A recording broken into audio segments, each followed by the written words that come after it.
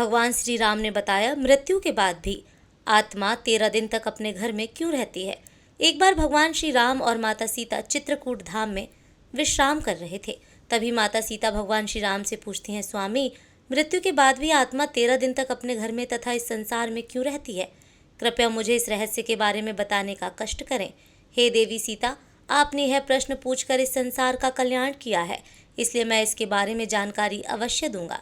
लेकिन उससे पहले जो भी लोग इस वीडियो को देख रहे हैं, उन सभी को इस वीडियो को अपने घर परिवार एवं दोस्तों के साथ शेयर ज़रूर करें ताकि सभी का कल्याण हो सके। आगे भगवान श्री राम कहते हैं, हे देवी सीता, आप यह जानना चाहती हैं कि मृत्यु के बाद आत्मा का क्या होता है? क्या वह अपने प्रियजनों को देख सकती है? क्या सच में आत्मा 13 दिनों तक इस संसार में रहती है? और यदि हाँ, तो इन दिनों में वह किन किन अवस्थाओं से गुजरती है? यह एक रहस्य है जिसे समझना हर किसी के लिए ज़रूरी है। कहा जाता है कि मृत्यु के 24 घंटे बाद आत्मा अपने घर वापस आती है, अपने परिवार, अपने प्रियजनों और उन स्थानों को देखने जहां उसने अपना संपूर्ण जीवन व्यतीत किया है। लेकिन क्यों? क्या उसे अपनी मृत्यु का आभास होता है? क्या वह अपने परिवार के दुख और विलाप को महसूस कर सकती है? और मृत्यु के बाद आत्मा को अपने कर्मों के फल कैसे प्राप्त होते हैं? यह रहस्य स्वयं मृत्यु के देवता यमराज ने एक बार देवर्षि नारद को बताया था। यमलोक के अधिपति यमराज ने बताया कि आत्मा का यह सफर केवल शारीरिक मृत्यु का अंत नहीं, बल्कि एक नए प्रारंभ की ओर बढ़ने की प्रक्रिया होती है। इस वीडियो में हम आपको वही कथा सुनाने जा रहे हैं जो स्वयं यमराज ने नारद जी को सुनाई थी। यह कहानी आपको मृत्यु के बाद आत्मा के अनुभवों और उसके वास्तविक सत्य को समझने में मदद करेगी। एक बार मृत्यु के देवता यमराज यमपुरी में अपने सिंहासन पर विराजमान थे। चारों ओर दिव्य प्रकाश फैला हुआ था। यमलोक के दूत अपने कार्यों में व्यस्त थे। तभी वहां देवर्षि नारद का आगमन हुआ। उनके हाथ में दिव्य वीणा थी और मुखमंडल पर तेज झलक रहा था। उन्होंने यमराज को प्रणाम किया। यमराज ने मुस्कुराते हुए उनका स्वागत किया और बोले, देवर्षि, आज आपके आगमन का क्या कारण है? मुझे प्रसन्नता है कि आप यमलोक पधारे। कहिए, कैसे आना हुआ? नारद मुनि ने विनम्रता से उत्तर दिया, धन्यवाद प्रभु, मैं पृथ्वी लोक का भ्रमण कर रहा था और वहां मैंने एक विचित्र दृश्य देखा जिसने मेरे मन में कई प्रश्न उत्पन्न कर दिए। यमराज जिज्ञासु दृष्टि से नारद जी को देखने लगे और बोले, कौन से प्रश्न देवर्षि? कृपया बताइए, मैं आपकी जिज्ञासा अवश्य शांत करूंगा। नारद जी बोले, हे धर्मराज, जब मैं पृथ्वी लोक पर था तो मैंने देखा कि एक वृद्ध पुरुष की मृत्यु हो गई। उसके परिवारजन और रिश्तेदार शोक में डूबे हुए थे। वे विलाप कर रहे थे और कुछ तो विभिन्न उपाय कर रहे थे ताकि उनकी आत्मा पुनः लौट आए। इस दृश्य को देखकर मेरे मन में गहरे प्रश्न उठे। यमराज ने नारद जी की बातों को ध्यान से सुना। नारद जी आगे बोले, मृत्यु एक अटल सत्य है, लेकिन इसके बाद क्या होता है यह रहस्य बना हुआ है। मेरे मन में दो मुख्य प्रश्न उत्पन्न हुए हैं। पहला यह है कि क्या वास्तव में मृत्यु के 24 घंटे बाद आत्मा अपने घर लौटती है? दूसरा यह है कि मृत्यु के बाद आत्मा का जो 13 दिनों का सफर बताया जाता है, क्या वह सच में होता है या यह केवल सुनी सुनाई बातें हैं?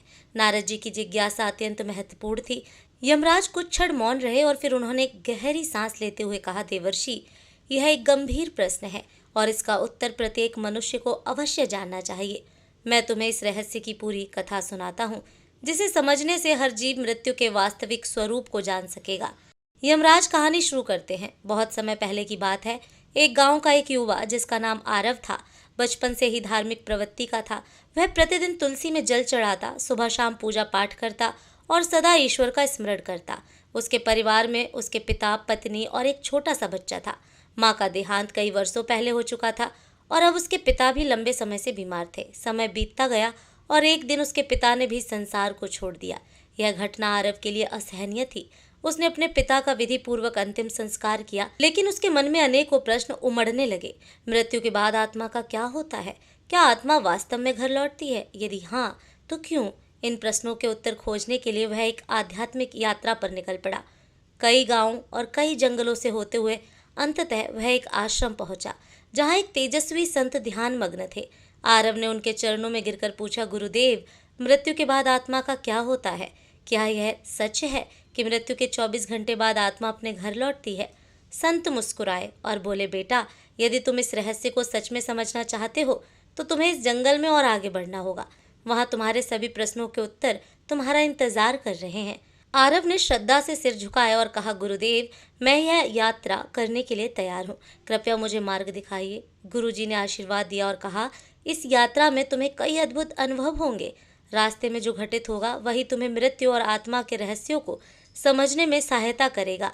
रास्ते में जो घटित होगा वही तुम्हें मृत्यु और आत्मा के रहस्यों को समझने में सहायता करेगा। आरव गुरुजी के आदेशानुसार जंगल की ओर बढ़ चला। जैसे जैसे वह आगे बढ़ा, जंगल घना और रहस्यमय होता गया। चारों ओर अजीब अजीब आवाजें सुनाई पड़ने लगीं। कहीं उल्लू बोल रहा था तो कहीं पत्तों की सरसराहट हवा के थपेड़ों से डरावनी प्रतीत हो रही थी। जंगल का यह भयंकर और डरावना रास्ता उसे डरा जरूर रहा था, लेकिन उसके मन में उठ रही जिज्ञासा कहीं अधिक बलवान थी। वह निडर होकर चलता गया और कुछ दूरी पर उसे एक विशाल पीपल का वृक्ष दिखाई दिया, लेकिन यह कोई साधारण वृक्ष नहीं था। उसकी शाखाएं सांपों की तरह लहरा रही थीं और उसकी छाल पर मानो किसी का चेहरा उभर आया था। जैसे ही आरव उसके पास पहुंचा, वह वृक्ष मानवीय स्वर में बोल उठा, हे मानव, ठहरो, कहाँ जा रहे हो? आरव यह सुनकर स्तब्ध रह गया। एक वृक्ष बोल रहा था, परंतु वह घबराया नहीं। उसने हाथ जोड़कर पीपल के वृक्ष को प्रणाम किया और आदर पूर्वक बोला, हे महावृक्ष, मैं यहाँ मृत्यु के रहस्यों को जानने आया हूँ। मेरे मन में कई प्रश्न हैं और मैं उनके उत्तर खोजने के लिए यह यात्रा कर रहा हूँ। कृपया मेरा मार्गदर्शन करें। पीपल के वृक्ष ने गंभीर स्वर में कहा, तुम्हारी जिज्ञासा योग्य है मानव। मैं तुम्हें मृत्यु के बाद की प्रथम अवस्था के बारे में बता सकता हूँ, लेकिन उससे पहले तुम्हें मेरी एक पहेली का उत्तर देना होगा। यदि तुम सही उत्तर दे सके तो ही मैं तुम्हें आगे का ज्ञान दूंगा। आरव ने श्रद्धा से सिर झुकाया और कहा, ज्ञानी, कृपया अपनी पहेली पूछिए, मैं उत्तर देने का प्रयास करूंगा। पीपल का वृक्ष थोड़ा मुस्कुराया और बोला, सुनो, यह पहेली तुम्हारे ही जीवन से जुड़ी है। जब जीवित होता हूँ तब काला होता हूँ, मरने के बाद मैं लाल हो जाता हूँ। मुझे जितना जलाओगे मैं उतना ही बिखरता जाऊंगा। बताओ मैं कौन हूँ? आरव ने ध्यानपूर्वक सुना और सोच में पड़ गया। यह पहेली साधारण नहीं थी। वह कुछ देर तक विचार करता रहा। उसके मन में कई वस्तुओं का विचार आए, लेकिन फिर अचानक उसका ध्यान एक वस्तु की ओर गया जिसका प्रयोग वह प्रतिदिन अपने घर के हवन और पूजा में करता था। उसकी आंखों में चमक आ गई। उसने पीपल के वृक्ष की ओर देखा और आत्मविश्वास से उत्तर दिया, इसका उत्तर कोयला है। जब कोयला जीवित रहता है तो वह काला होता है, जलने के बाद वह लाल हो जाता है और धीरे धीरे बिखर कर राख में बदल जाता है। जैसे ही आरव ने यह उत्तर दिया, पीपल के वृक्ष की शाखाएं एकाएक हिलने लगी। चारों ओर हवा तेजी से बहने लगी और वृक्ष ने स्वर को गंभीर करके कहा, सत्य कहा वत्स, तुमने मेरी पहेली का सही उत्तर दिया है।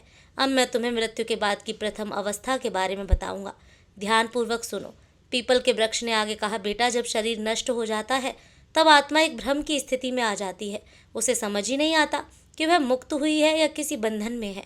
यह मृत्यु के बाद के पहले 24 घंटे की सबसे रहस्यमय अवस्था होती है। आरव ध्यान से सुन रहा था, लेकिन उसके मन में और जिज्ञासा जाग उठी। उसने हाथ जोड़कर पूछा, ज्ञानी, कृपया विस्तार से समझाइए, मृत्यु के तुरंत बाद आत्मा को क्या अनुभव होता है? पीपल ने गहरी सांस ली, मानो किसी पुरातन स्मृति को जागृत कर रहा हो, और फिर कहा, जब मृत्यु होती है तो आत्मा शरीर से अलग हो जाती है, परंतु पहले ही क्षण में आत्मा को यह समझ नहीं आता कि वह अब देह से मुक्त हो गई है। वह स्वयं को जीवित ही मानता है। यह ठीक वैसा ही है जैसे कोई गहरी नींद में हो और अचानक नींद टूट जाए, परंतु उसे यह भान न हो कि वह जाग चुका है। आत्मा उसी स्थिति में भटकती रहती है। आरव ने चकित होकर पूछा, क्या आत्मा को अपना मृत शरीर दिखाई देता है? पीपल ने कहा, हाँ, बहुत बार आत्मा अपने ही मृत शरीर को देखती है। वह अपने परिवार को रोते बिलखते देखती है। वह उनसे बात करने की कोशिश करती है, उन्हें छूने का प्रयास करती है, लेकिन कोई उसकी आवाज़ नहीं सुन सकता, कोई उसके स्पर्श को महसूस नहीं कर सकता। यह आत्मा के लिए सबसे बड़ा भ्रम और पीड़ा का क्षण होता है। इन पहले कुछ घंटों में आत्मा का सबसे अधिक मोह अपने घर परिवार से रहता है। वह अपने प्रियजनों के आसपास ही घूमती रहती है। कई आत्माएं घर में ही रुकी रहती हैं, अपने परिवार के लोगों को देखती हैं, लेकिन वे कुछ कर नहीं पाती। कभी कभी आत्मा को यह आभास भी होता है कि वह अभी भी जीवित है। उसे भूख लगती है, प्यास लगती है, लेकिन जब वह भोजन की ओर बढ़ती है तो पाती है कि वह खा नहीं सकती। जब वह अपने प्रियजनों को गले लगाने का प्रयास करती है तो पाती है कि वे उसे महसूस नहीं कर सकते। यह स्थिति आत्मा के लिए सबसे अधिक कष्टदायक होती है। आरव की आंखों में विस्मय और करुणा दोनों झलक उठे। उसने पूछा, क्या आत्मा को अपने कर्मों का आभास होने लगता है? पीपल का स्वर और गंभीर हो गया और उसने आगे कहा, हाँ, जैसे जैसे समय बीतता है आत्मा को धीरे धीरे अपने कर्मों का आभास होने लगता है। यदि उसके जीवन में अच्छे कर्म थे तो उसे भीतर से शांति अनुभव होती है, लेकिन यदि उसने बुरे कर्म किए थे, किसी का दिल दुखाया था, अधर्म किया था, तो वह पीड़ा से भर उठती है। उसे अपने ही पापों का बोझ महसूस होने लगता है। कई आत्माएं इतनी अशांत होती हैं कि वे घर के भीतर ही अटक जाती हैं और उनका शरीर जलाया जाता है, तब भी वे वहीं भटकती रहती हैं। इसलिए शास्त्रों में कहा गया है कि मृत्यु के तुरंत बाद गीता का पाठ कराना चाहिए, आत्मा के लिए प्रार्थना करनी चाहिए, ताकि वह अपने मोह को त्याग कर आगे की यात्रा पर बढ़ सके। 24 घंटे के भीतर आत्मा को धीरे धीरे यह समझ आने लगता है कि वह अब इस संसार में नहीं रही, लेकिन तब तक उसका मोह इतना अधिक बढ़ जाता है कि वह अपने घर वापस लौटती है। यही कारण है कि हिंदू धर्म में मृत्यु के अगले दिन घर में विशेष पूजा की जाती है, आत्मा के लिए पिंड दान किया जाता है, ताकि वह शांति से अपनी आगे की यात्रा पर जा सके। पीपल ने अपनी बात समाप्त की और कुछ क्षणों के लिए मौन हो गया। आरब पूरी तरह स्तब्ध था। उसे अब समझ आ रहा था कि मृत्यु केवल एक अंत नहीं, बल्कि एक नई यात्रा की शुरुआत होती है। उसने आदरपूर्वक पीपल को प्रणाम किया और कहा, ज्ञानी, आपने जो ज्ञान दिया वह मेरे लिए अमूल्य है। अब मैं जानना चाहता हूँ कि मृत्यु के बाद आत्मा की आगे की यात्रा कैसी होती है। कृपया मुझे आगे का मार्गदर्शन दें। पीपल ने मुस्कुराकर कहा, वत्स, यदि तुम सच में मृत्यु का रहस्य समझना चाहते हो तो तुम्हें और आगे जाना होगा। वहाँ तुम्हें और भी गहरी सत्य का ज्ञान होगा। आरब ने सिर झुकाया और आरब अपनी यात्रा में आगे बढ़ता गया। जंगल गहरा होता जा रहा था। पक्षियों की आवाज़ें धीरे धीरे कम होती जा रही थीं और चारों ओर एक रहस्यमयी शांति छा गई थी। तभी उसे एक विशाल काले रंग का कौवा दिखाई दिया। वह कौवा आम पक्षियों से कहीं बड़ा और अद्भुत था। उसकी आंखें जलती हुई अंगारों जैसी प्रतीत हो रही थीं और उसके पंखों से एक दिव्य आभा निकल रही थी। आरब कौवा के पास गया और हाथ जोड़कर प्रणाम किया। कौवा अपनी भारी और गंभीर आवाज़ में बोला, वत्स, तुम कौन हो और इस गहरे जंगल में क्या कर रहे हो? आरब ने सिर झुकाकर उत्तर दिया, हे दिव्य पक्षी, मैं मृत्यु के रहस्यों को जानने के लिए इस यात्रा पर निकला हूँ। मैंने अब तक यह जाना कि मृत्यु के तुरंत बाद आत्मा भ्रमित रहती है, लेकिन मैं यह समझना चाहता हूँ कि 24 घंटे बाद आत्मा अपने घर क्यों लौटती है। सुगम ने गहरी सांस ली और कहा, मैं तुम्हें यह उत्तर दूंगा, लेकिन पहले तुम्हें मेरी एक पहेली का उत्तर देना होगा। यदि तुम इसका सही उत्तर दे सके तभी मैं तुम्हें मृत्यु के इस रहस्य का ज्ञान दूंगा। आरव ने उत्सुकता से सिर हिलाया। पूछिए प्रभु। सुगम ने गंभीर स्वर में पूछा, हे मनुष्य, संसार में हर कोई कुछ न कुछ संजोता है, हर कोई किसी चीज से बंधा होता है। मुझे बताओ, मनुष्य के जीवन का सबसे बड़ा बंधन कौन सा है? आरव कुछ क्षण के लिए सोच में पड़ गया। उसके मन में कई विचार आने लगे, धन, परिवार, इच्छाएं, शरीर, लेकिन कौन सा सबसे बड़ा बंधन है? कुछ देर चिंतन करने के बाद उसने उत्तर दिया, मोह। मनुष्य का सबसे बड़ा बंधन मोह है।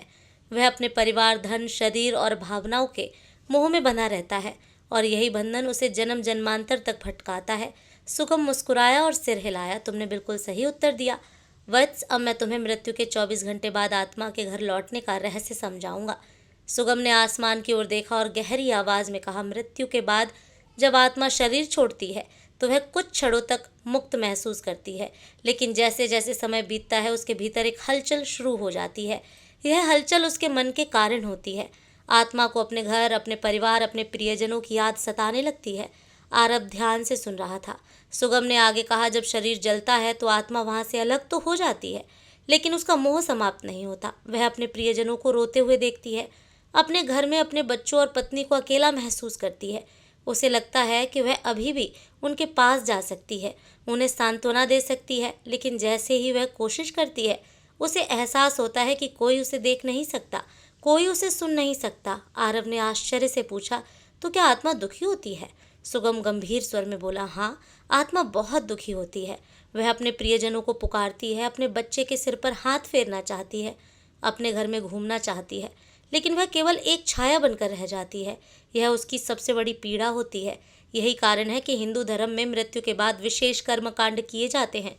जब परिवारजन गीता का पाठ करते हैं, दीप जलाते हैं और आत्मा की शांति के लिए पिंडदान करते हैं, तब आत्मा को धीरे धीरे इस संसार से मुक्त होने में सहायता मिलती है। आरव की आंखें नम हो गई थीं। उसने धीमे स्वर में पूछा, तो क्या आत्मा हमेशा के लिए अपने घर ही रहती है? सुगम ने उत्तर दिया, नहीं, लेकिन जो आत्माएं अपने जीवन में बहुत अधिक मोह में बंधी रहती हैं, वे अधिक समय तक भटकती रहती हैं। वे अपने परिवार, अपनी इच्छाओं, अपने अधूरे कार्यों को लेकर परेशान रहती हैं। उन्हें यह स्वीकार करने में समय लगता है कि अब वे इस संसार का हिस्सा नहीं रहीं, यही कारण है कि मृत्यु के बाद परिवार को आत्मा की शांति के लिए कर्म कांड करने चाहिए, ताकि आत्मा इस मोह से मुक्त हो सके और अपनी आगे की यात्रा कर सके। सुगम ने आरव को देखा और कहा, अब तुम जान चुके हो कि आत्मा मृत्यु के 24 घंटे बाद अपने घर क्यों लौटती है। यह मोह ही आत्मा को खींचकर वापस ले आता है। लेकिन अब तुम्हें आगे की यात्रा करनी होगी, क्योंकि अभी भी बहुत से रहस्य बाकी हैं। आरव ने सुगम के चरणों में सिर झुकाया और कहा, हे दिव्य पक्षी, आपने मुझे अनमोल ज्ञान दिया। अब मैं जानना चाहता हूँ कि जब आत्मा मोह से मुक्त हो जाती है तब उसकी आगे की यात्रा कैसी होती है। सुगम ने गंभीर स्वर में कहा, वत्स, यदि तुम सच में जानना चाहते हो तो तुम्हें अपनी यात्रा जारी रखनी होगी। आगे तुम्हें और भी गूढ़ रहस्य ज्ञात होंगे। जाओ और आगे बढ़ो। आरव ने सिर झुकाया और आरव अब अपनी यात्रा के तीसरे पड़ाव पर पहुंच चुका था। जंगल का घनत्व थोड़ा कम होने लगा था और वातावरण में एक अलौकिक शांति थी। पक्षियों का मधुर गाना, मंद मंद बहती हवा और चारों ओर हरी भरी भूमि, यह स्थान किसी दिव्यलोक का आभास करा रहा था। तभी उसकी दृष्टि सामने खड़ी एक अद्भुत गौ माता पर पड़ी। यह कोई साधारण गाय नहीं थी। इसके शरीर से एक दिव्य प्रकाश निकल रहा था और इसकी आंखों में गहरी करुणा तथा ज्ञान की झलक थी। आरव ने श्रद्धा से सिर झुकाकर गौ माता को प्रणाम किया। गौ माता ने स्नेह से उसे देखा और कहा, वत्स, मैं जानती हूँ कि तुम मृत्यु के रहस्यों को जानने के लिए इस यात्रा पर निकले हो। मैं तुम्हें आगे का ज्ञान दूंगी, लेकिन पहले तुम्हें मेरी एक पहेली का उत्तर देना होगा। आरव ने श्रद्धा से सिर झुकाया और कहा, हे माँ, कृपया मुझसे पूछिए। गौ माता ने मधुर किंतु गंभीर स्वर में पूछा, मनुष्य अपने जीवन में कई चीज़ों को सजोता है, धन, परिवार, प्रतिष्ठा, ज्ञान, लेकिन बताओ उसके लिए सबसे महत्वपूर्ण संपत्ति कौन सी है, जो मृत्यु के बाद भी उसके साथ जाती है। आरव गहरे चिंतन में पड़ गया। वह सोचने लगा, धन यहीं छूट जाता है, परिवार भी पीछे रह जाता है, प्रतिष्ठा भी मिट जाती है, तो फिर कौन सी चीज़ मनुष्य के साथ जाती है। कुछ क्षण विचार करने के बाद उसने उत्तर दिया, कर्म। मनुष्य के कर्म ही उसकी सबसे बड़ी संपत्ति होती है। धन, परिवार और प्रतिष्ठा सब यहीं छूट जाते हैं, लेकिन अच्छे या बुरे कर्म उसकी आत्मा के साथ जाते हैं और उसकी आगे की यात्रा तय करते हैं। गौ माता मुस्कुराई और सिर हिलाया, तुमने सही उत्तर दिया वत्स। अब मैं तुम्हें मृत्यु के तीसरे चरण का रहस्य बताऊंगी। गौ माता ने अपनी आंखें बंद की और उनके चारों ओर एक दिव्य आभा फैल गई। उन्होंने गहरे स्वर में कहना शुरू किया, जब आत्मा मृत्यु के बाद अपने मोह से मुक्त हो जाती है तब उसका सामना अपने कर्मों से होता है। आत्मा को अपने संपूर्ण जीवन का प्रतिबिंब दिखाई देता है। उसने जो अच्छे कर्म किए होते हैं वे उसे प्रकाश की ओर ले जाते हैं और जो बुरे कर्म किए होते हैं वे उसे अंधकार की ओर धकेलते हैं। आरव ध्यानपूर्वक सुन रहा था। गौ माता ने आगे कहा, यदि आत्मा ने जीवन भर अच्छे कर्म किए हैं, दान, गौ सेवा, भजन, सत्संग, दूसरों की सेवा, तो वह शीघ्र ही स्वर्ग की ओर बढ़ती है। वहाँ उसे दिव्य सुख मिलता है, जहाँ ना पीड़ा होती है ना दुख। लेकिन यदि उसने पाप किए हैं, अत्याचार, छल, क्रोध, अहंकार, हिंसा, तो उसे यमलोक में जाना पड़ता है, जहाँ उसके कर्मों के अनुसार उसे दंड भोगना पड़ता है। आरव ने प्रश्न किया, हे माता, क्या मनुष्य अपने कर्मों को बदल सकता है? क्या मृत्यु के बाद उसका भाग्य तय हो जाता है? गौ माता ने गंभीर स्वर में उत्तर दिया, नहीं वत्स, मनुष्य जब तक जीवित है तब तक अपने कर्मों को सुधार सकता है। वह पुण्य कमा सकता है, धर्म के मार्ग पर चल सकता है और अपनी आत्मा को शुद्ध कर सकता है। लेकिन मृत्यु के बाद उसे वही भोगना पड़ता है जो उसने संचित किया है। इसलिए हिंदू धर्म में गौ सेवा, दान, भजन, कीर्तन और सत्संग का बहुत महत्व है। जब मनुष्य गौ माता की सेवा करता है तो वह अपने पापों का नाश करता है। गाय केवल एक पशु नहीं है, यह स्वयं धर्म का प्रतीक है। इसके स्पर्श से ही पाप नष्ट हो जाते हैं और इसकी सेवा करने से पुण्य संचित होते हैं। गौ माता ने आगे समझाया, वत्स, जब आत्मा अपने कर्मों का लेखा जोखा देखती है तब उसे पता चलता है कि उसने जीवन में क्या अर्जित किया। जो पवित्र आत्माएं होती हैं वे आनंद से आगे बढ़ती हैं, लेकिन जो पापी आत्माएं होती हैं वे भय से कांपती हैं। वे सोचती हैं कि यदि उन्हें दूसरा जन्म मिले तो वे अपने जीवन को सुधार लेंगी, लेकिन तब तक बहुत देर हो चुकी होती है। आरव की आंखों में चिंता झलकने लगी। उसने श्रद्धा से कहा, हे गौ माता, आपने मुझे एक बहुत बड़ा ज्ञान दिया। अब मैं अपने कर्मों पर और ध्यान दूंगा, ताकि जब मेरी मृत्यु हो तो मुझे यमलोक में ना जाना पड़े। गौ माता ने आशीर्वाद दिया और कहा, वत्स, तुम्हारी यात्रा अभी समाप्त नहीं हुई है, आगे तुम्हें और भी रहस्य जानने हैं। जाओ और अपनी यात्रा जारी रखो। आरव ने गौ माता के चरणों में सिर झुकाया और पुनः अपनी यात्रा के अगले चरण की ओर बढ़ गया। आरव की यात्रा अब अपने अंतिम पड़ाव की ओर बढ़ रही थी। वह चलते चलते एक विशाल नदी के किनारे आ पहुंची। यह कोई साधारण नदी नहीं थी, इसका जल कहीं शीतल और निर्मल दिख रहा था, तो कहीं रक्त और अग्नि की लपटों से भरा हुआ प्रतीत हो रहा था। नदी के किनारे एक दिव्य देवी प्रकट हुई। उनके तेज से पूरा वातावरण अलौकिक हो उठा। वे सौम्य किंतु प्रभावशाली थीं, मानो साक्षात ज्ञान और शुद्धता की मूर्ति हों। आरव ने श्रद्धा से सिर झुकाकर उन्हें प्रणाम किया। देवी मुस्कुराई और मधुर स्वर में बोली, वत्स, मैं जानती हूँ कि तुम मृत्यु के रहस्य को समझने के लिए इस कठिन यात्रा पर आए हो। मैं तुम्हें वैतरणी नदी का रहस्य बताऊंगी, लेकिन पहले तुम्हें मेरी एक पहेली का उत्तर देना होगा। आरव ने सिर झुकाकर कहा, हे माँ, कृपया पूछिए। देवी ने गंभीर स्वर में पूछा, बताओ वत्स, इस संसार में मनुष्य का सबसे बड़ा भ्रम क्या है? आरव कुछ क्षण सोचता रहा, फिर उसने उत्तर दिया, माँ, मनुष्य का सबसे बड़ा भ्रम यह है कि वह सोचता है कि यह शरीर और यह संसार स्थायी है। वह मृत्यु को भूलकर सांसारिक मोह में डूबा रहता है, लेकिन जब मृत्यु का समय आता है तब उसे समझ में आता है कि यह सब नश्वर है, केवल आत्मा अमर है। देवी मुस्कुराई और कहा, वत्स, तुमने सत्य को पहचान लिया। अब मैं तुम्हें वैतरणी नदी के रहस्य का ज्ञान दूंगी। देवी ने समझाया, वत्स, यह वैतरणी नदी है। यह यमलोक और पितृलोक के बीच बहती है। यह आत्मा के लिए अंतिम परीक्षा होती है। जिन्होंने अपने जीवन में पुण्य किए होते हैं वे इसे आसानी से पार कर लेते हैं और स्वर्ग या मोक्ष की ओर बढ़ जाते हैं, लेकिन जिन्होंने पाप और अधर्म किया होता है उनके लिए यह नदी अग्नि और रक्त से भरी हुई प्रतीत होती है। वे इसमें फंस जाते हैं और छटपटाते रहते हैं। आरव भय और विस्मय से यह दृश्य देख रहा था। उसने प्रश्न किया, माँ, आत्मा के लिए यह नदी इतनी महत्वपूर्ण क्यों है? देवी ने उत्तर दिया, वत्स, यह नदी आत्मा की अंतिम परीक्षा है। यह उसके जीवन के कर्मों का प्रतिबिंब है। जिन्होंने गौ सेवा, दान, पुण्य और धर्म का पालन किया उनके लिए यह नदी निर्मल जल की धारा बन जाती है। वे इसे पार कर मोक्ष या स्वर्ग की ओर बढ़ते हैं, लेकिन जिन्होंने अधर्म, पाप और अन्याय किया उनके लिए यह नदी एक भयंकर यातना का स्थान बन जाती है। वे इसमें फंस जाते हैं और तब तक कष्ट भोगते हैं जब तक उनके पापों का नाश नहीं हो जाता। आरव यह सुनकर गंभीर हो गया। उसने प्रश्न किया, माँ, आत्मा इस नदी को कैसे पार कर सकती है? देवी ने कोमलता से समझाया, वत्स, आत्मा केवल सच्चे ज्ञान, भक्ति और अच्छे कर्मों के आधार पर इस नदी को पार कर सकती है। जीवन में गौ सेवा, दान, धर्म, कर्म, सत्य आचरण और भक्ति करने वाले सहज ही से पार कर जाते हैं। विशेषकर गौदान, गाय का दान करने वालों के लिए यह नदी एक सरल मार्ग बन जाती है, क्योंकि गौ माता धर्म का प्रतीक है और जो उसकी सेवा करता है वह अपने पापों को नष्ट कर सकता है। आरव यह सुनकर चकित रह गया। उसने एक और प्रश्न किया, माँ, यदि कोई व्यक्ति जीवन में अच्छे कर्म ना करे तो क्या वह कभी इस नदी को पार नहीं कर सकता? देवी ने गंभीर स्वर में उत्तर दिया, वत्स, यह ब्रह्मांड कर्मों के नियमों से चलता है। यदि आत्मा वैतरणी को पार कर ले तो वह स्वर्ग की ओर बढ़ती है, यदि नहीं तो उसे यमलोक में न्याय के लिए भेजा जाता है, जहाँ उसके कर्मों का हिसाब होता है। जो आत्माएं इसे पार नहीं कर पाती वे भटकती रहती हैं। वे पुनर्जन्म के चक्र में फंस जाती हैं और कई जन्मों तक कष्ट सहती हैं। आरव की आँख खुल चुकी थी। उसने देवी को प्रणाम किया और कहा, हे माँ, आपने मुझे सत्य का ज्ञान दिया। अब मैं अपने जीवन को और भी पवित्र बनाऊंगा ताकि मेरी आत्मा मृत्यु के बाद सही मार्ग पर चल सके। देवी ने आशीर्वाद दिया और कहा, वत्स, अब तुम्हारी यात्रा पूरी हुई। जाओ और इस ज्ञान को संसार तक पहुंचाओ ताकि लोग मृत्यु से पहले जीवन को समझ सके। आरव ने पुनः प्रणाम किया और उस दिव्य ज्ञान को हृदय में समेट कर लौट पड़ा। तो यमराज ने नारद जी को इस तरह से आत्मा के 13 दिनों के रहस्य की संपूर्ण कथा सुनाई।